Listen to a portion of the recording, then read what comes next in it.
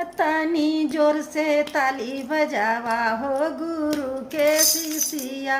तनी जोर से ताली बजावा हो गुरु के शिष्या। तनी जोर से ताली बजावा हो गुरु के शिष्या। फूलवा लोढ़े जात रहली ओही फूल बगिया में। फूलवा लोढ़े जात रहली ओही फूल बगिया में। होखे लगल चर्चा सुनाए लगल कान में। होखे लगल चर्चा सुनाए लगल कान में। फूलवा लोढ़ते छोड़ के अइली हो गुरु के शिष्या। फूलवा लोढ़ते छोड़ के अइली हो गुरु के शिष्या।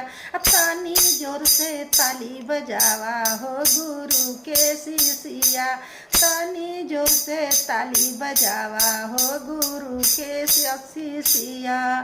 पनिया भर जात रहली कुआं ना जगत पे। जलवा भर जात रहली कुआं ना जगत पे।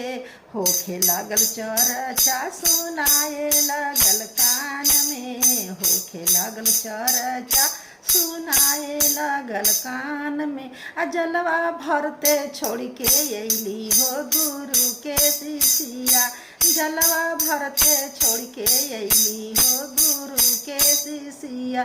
तनी जोर से ताली बजावा हो गुरु के शिष्या। तनी जोर से ताली बजावा हो गुरु के शिष्या। भोजन बनावत रहली अपने रसोइया में। भोजन बनावत रहली अपने रसोइया में। होखे लगल चर्चा सुनाए लगल कान में। होखे लगल चर्चा सुनाए लगल कान में। रोटिया बेलते छोड़ के अइली हो गुरु के शिष्या। रोटिया बेलते छोड़ के अइली हो गुरु के शिष्या। तनी जोर से ताली बजावा हो गुरु के शिष्या। तनी जोर से ताली बजावा हो गुरु के शिष्या।